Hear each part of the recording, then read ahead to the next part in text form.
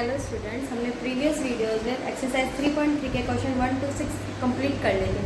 आज हम next questions के बारे में डिस्कशन करेंगे। तो हमारा 7th क्वेश्चन देखो, the adjacent figures HOPE is a parallelogram, find the angle measure x, y and z, state the proper types you use. हमें एक फिगर दे रखा है, ठीक है, HOPE, तो इसमें हमें x, y और z की वैल्यू फाइंड आउट करनी है, ठीक है। तो देखो, सबसे पहले हम y की फाइंड आउट कर सकते हैं इजीली। ध्यान से देखो, दो पैरेलल लाइन है, ठीक है, थर्ड ट्रांसवर्सल लाइन जा रही है, तो जो आपने देखा होगा ये जेड बन रहा है, इस तरह से जेड बन रहा है।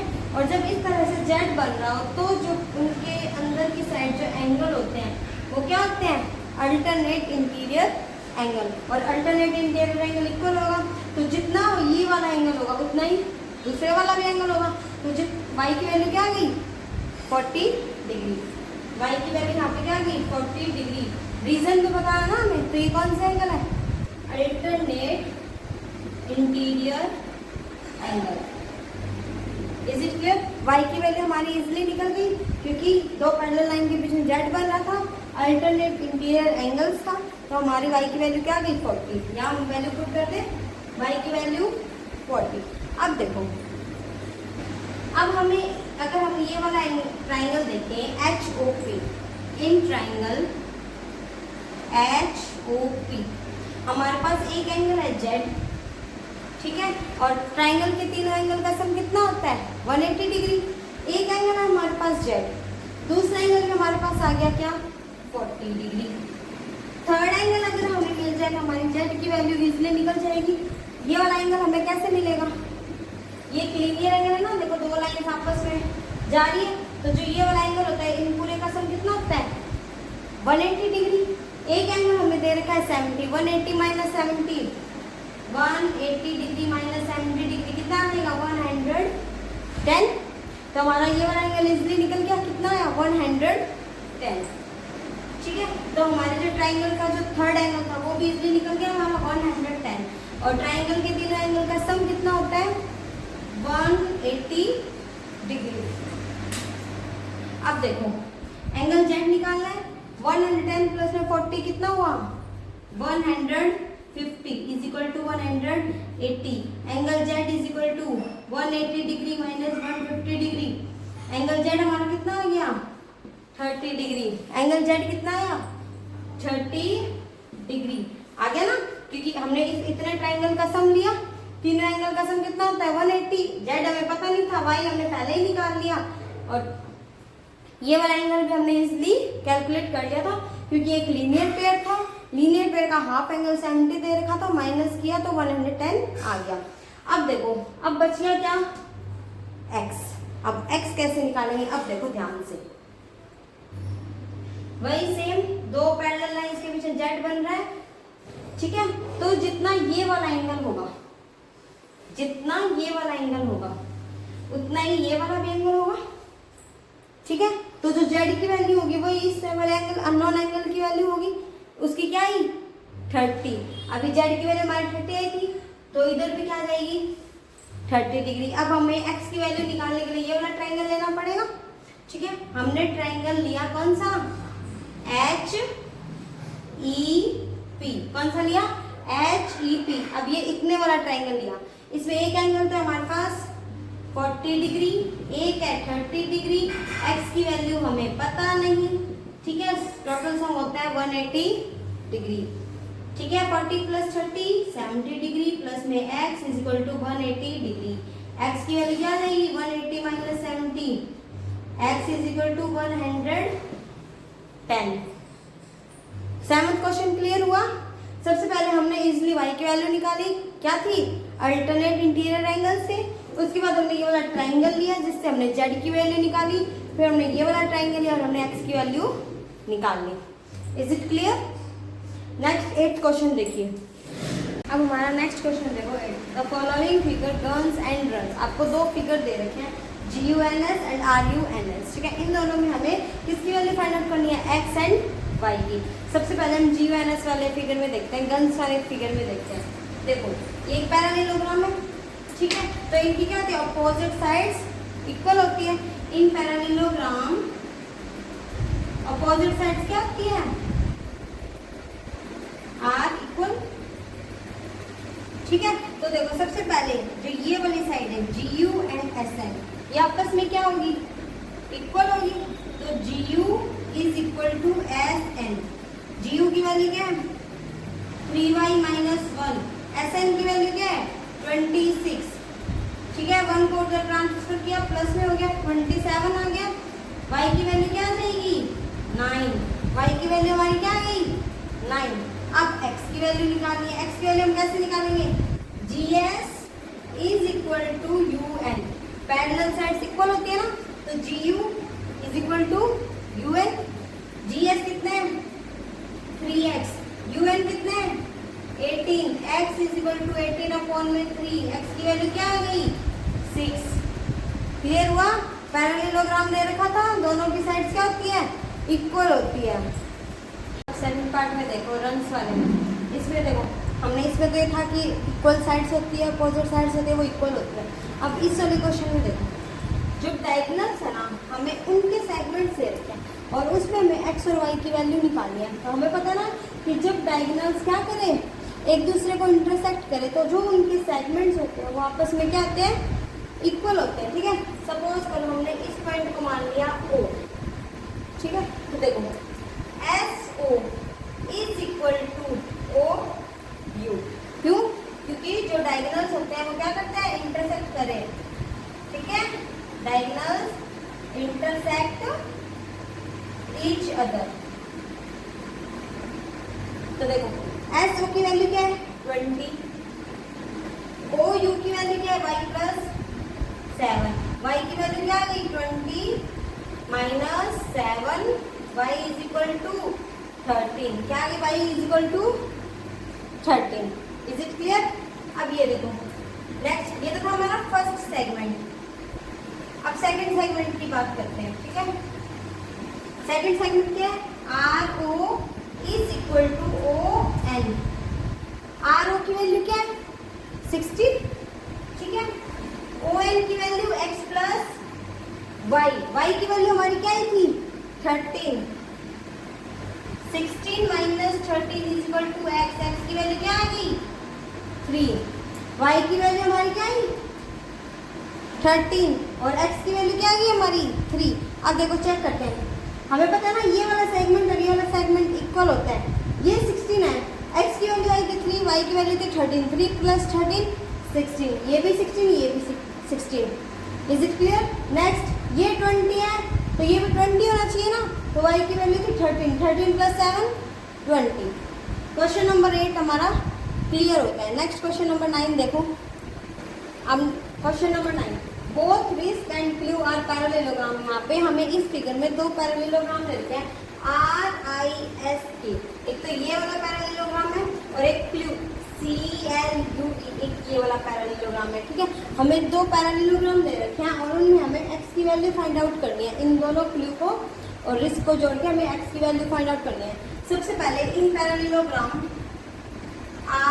RISK। ठीक है, रिस्क वाले पैरेललोग्राम में देखो RISK। ठीक है, इसमें जो एंगल K है और जो एंगल S है, एंगल K प्लस में एंगल जो S है वो क्या एक दूसरे के वो क्या है सप्लीमेंट्री है ना। हमें पता है सप्लीमेंट्री एंगल्स का सम कितना होता है 180 डिग्री होता है। ठीक है, तो एंगल K हमें कितना देखा है 120 डिग्री, एंगल S हमें निकालना है 180 degree. Angle S is equal to 180 degree minus में 120 डिग्री, एंगल S क्या आ गया 60 डिग्री। ये वाला एंगल हमारा आ गया 60 डिग्री। अब देखो इन पैरेललोग्राम CLUE, इन पैरेललोग्राम CLUE। ठीक है, ऑपोजिट एंगल एक साइड के दे रखा है, ये वाला निकालने का हमें कोई फायदा नहीं, क्योंकि हमें तो x की वैल्यू चाहिए और ये वाला ट्राइंगल के बीच में आ रहा है x, तो ट्राइंगल के तीनों एंगल्स चाहिए ना हमें। एक एंगल हमें पता चल गया, दूसरा अगर हमें पता चल जाए तो x की वैल्यू निकल जाएगी। तो ये वाला एंगल है और जो ये वाला एंगल है वो इस क्लू वाले पैरेललोग्राम में आ रहा है ना। तो जो ये वाला एंगल और ये वाला जो एंगल E और एंगल L है वो आपस में क्या है इक्वल है। क्यों, क्योंकि अपोजिट एंगल्स है। जो एंगल E है और जो एंगल L है वो क्या आपस आपस में इक्वल है। क्यों? क्योंकि opposite angles are equal. Is it clear? तो जो ये वाला एंगल है वो क्या हो जाएगा? 70 डिग्री। एंगल ई कितना हो गया? 70 डिग्री। अब देखो 70 मिल गया, 60 मिल गया, एक्स की वैल्यू निकल जाएगी। कैसे? इन ट्राइंगल EOS, एक ये ट्राइंगल बन रहा है ना EOS, इसमें देखो x प्लस 70 प्लस 60 कितना होता है? 180। ट्राइंगल की तीनों एंगल का सम 180। 70 प्लस 60 कितना हो गया? 130। ठीक है, x equal to 180 minus 130। x की वैल्यू क्या आ गई बताओ? 50। क्या आ गई? 50। Is it clear? दो पैरेललोग्राम थे, सबसे पहले हमने इस वाले एंगल की वैल्यू निकाली, फिर इस वाले एंगल की वैल्यू निकाली, और ये वाला ट्राइंगल लेके हमने x की वैल्यू फाइंड आउट कर ली।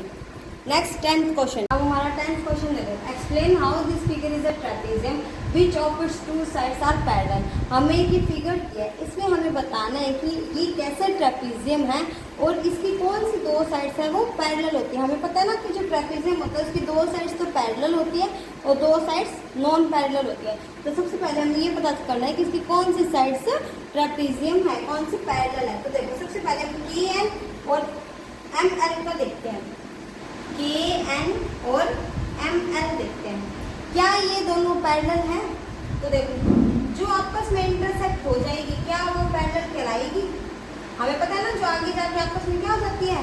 इंटरसेक्ट हो जाती है, वो पैरेलल लाइंस नहीं होती है। देखो आगे जाके हमने इसको एक्सटेंड किया, इस लाइन को एक्सटेंड किया तो क्या हो गया? आपस में मीट कर गई, तो ये दोनों साइड्स पैरेलल नहीं है।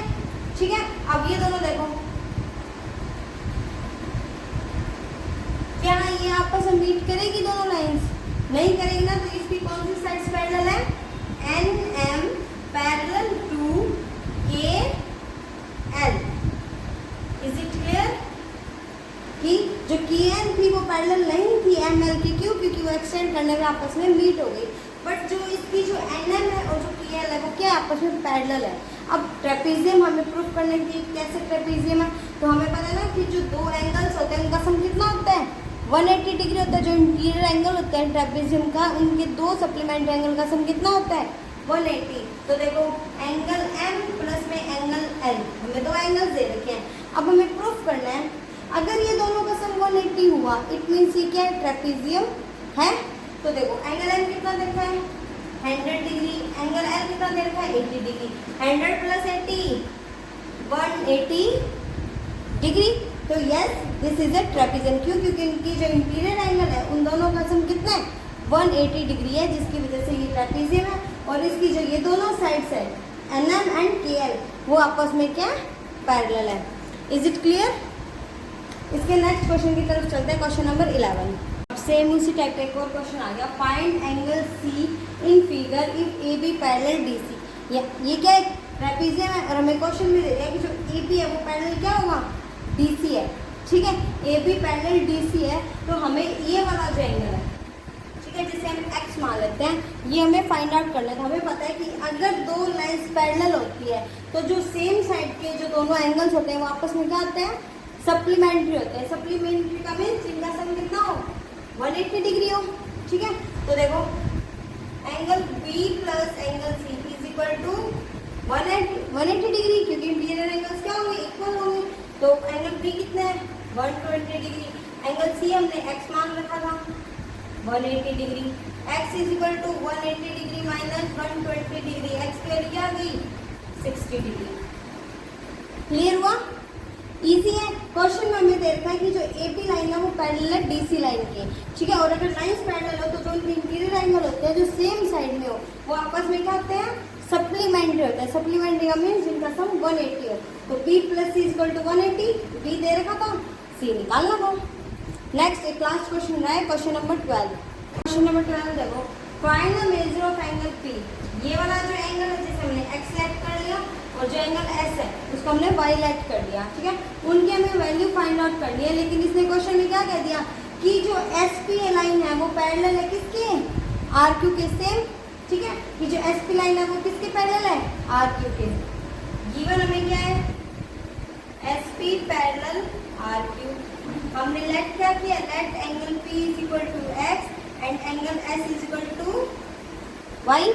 ठीक है, तो सबसे पहले देखो, अगर ये वाली लाइन इस लाइन के पैरेलल है तो जो एंगल एस है, ठीक है, एंगल एस है और जो एंगल आर है, उन दोनों का सम कितना होगा, 180 डिग्री।